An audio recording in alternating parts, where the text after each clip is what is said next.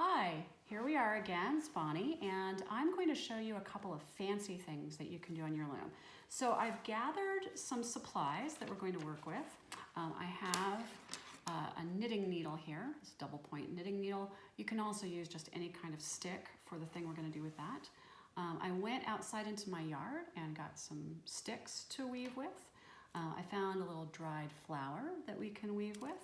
I've got some beads that will work with those, and I've got a little picture of a muskox there. We're going to play with that, and then just some tissue paper. So a couple different things we're going to do. So the first one I'm going to teach you is called a pile loop, and all that means is that we're going to put little loops onto the surface of our weaving.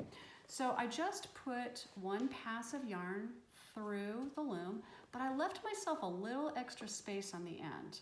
What I'm going to do is I'm going to take this knitting needle and I'm going to pick up every loop between the threads. So the loops are kind of sticking up on top of this light green. And I'm just going in with the knitting needle and grabbing those. And you can see why I left that extra loop. It's already pulled tight there. I'm also allowing yarn to pull in from my tail end on the other side. Okay, I think I got one more little one to pick up.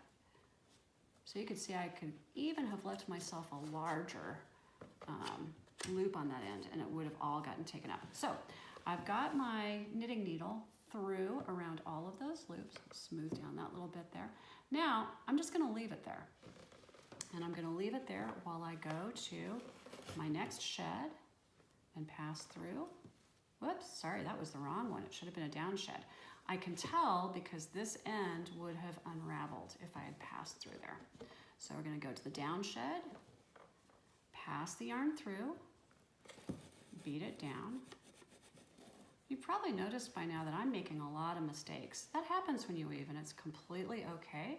It's easy enough to go back to where you were and go the other direction. So I'm taking about 3 or 4 times through, and each pass is just heddle up on one pass, heddle down on the next pass, heddle up, heddle down.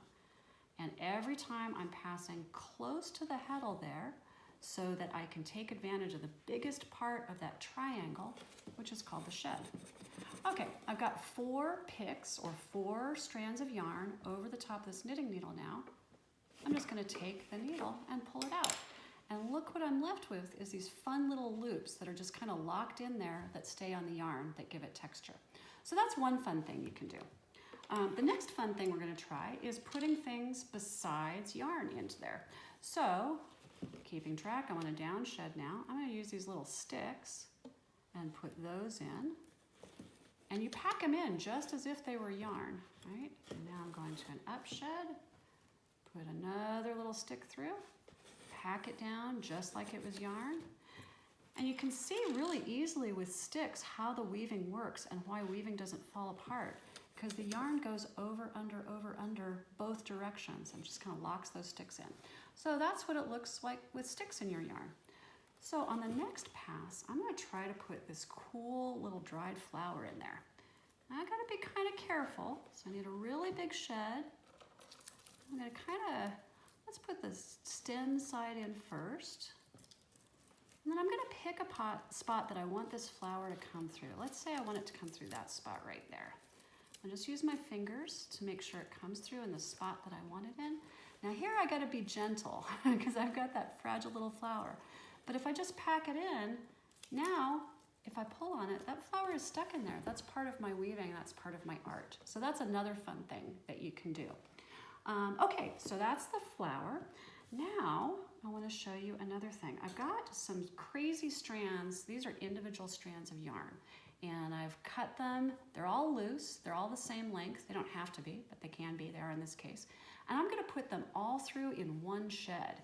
So I'm in a down shed now. I'm going to pass through. I'm just going to go ahead and stick my fingers in there and bring all of these strands of yarn in at the same time. And you see how that kind of creates more strands in the surface, but it creates this kind of hairy, dangly part outside. That can be a really artistic effect and something that you can have fun with. All right, I need to give myself a little bit of space, so I'm going to pull on my warp to bring it a little farther down before I try the next little crazy thing. Okay, my next crazy thing I want to show you is weaving with paper. So this is just tissue paper from holiday presents or birthday presents. And what I'm going to do, I've cut it into one continuous strip. And I'm just taking it on my finger and twisting it a little bit and crunching it a little bit so that it's a little bit tougher and easier to handle. So I'm just going to twist that around, make it a little bit easier to handle. Let's go back to the loom. Remember which shed we're in. This one was down, so this one's going to be up. And I'm just going to take this little piece of paper and move it right through. Just like everything else, you're going to press it into place. And now we're going to go to the up shed and bring more of this paper through the other side. Okay, oh, you can see I've got this long tail of paper now, right? And press it into place. And again, between each pass, you're just twisting it a little bit so that it's a little bit easier to handle and a little bit less likely to break on you. You can press that into place. And now we're on an up shed and bring it across. And you notice when I'm going into the shed with my fingers to reach for something, I'm being gentle, but yarn is pretty tough. You can stick your fingers in there and you put sticks in it and put all kinds of crazy stuff in it, and it's really not going to break. So there's my little paper weaving. That's another example of something fun you can do. So if you can weave with paper, you can also weave with pictures. I'm going to take this little muskox picture that I've got, and I'm going to cut it into strips.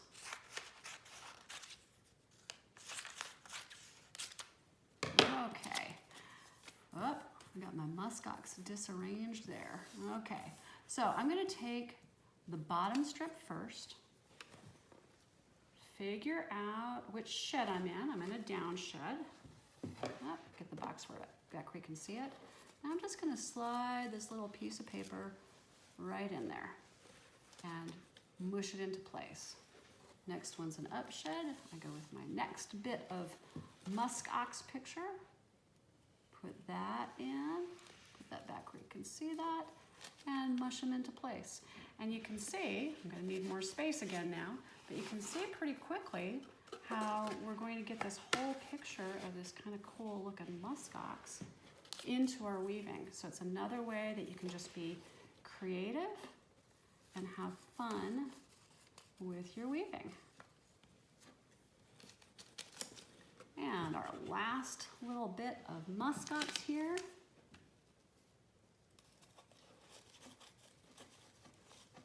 You can say I really need space now. And there we go. And we've got, and I can arrange my little muskox so her horns are in the right place, but there's my little picture right in my weaving. So running out of space again. So I got to advance my loom a little bit. And again, I'm doing it by just pulling on this side, being careful of where I've got the sticks and flour coming through. I don't want to mush those too badly. Now, you notice that my knot over here is kind of on this side. So let's deal with that. All that has to happen there is you just slide the knot back on the thread, but that made it loose. So on the bottom side, all I'm going to do is slide this part forward to catch it again. And I've got a nice tight loom, and I'm ready to keep weaving.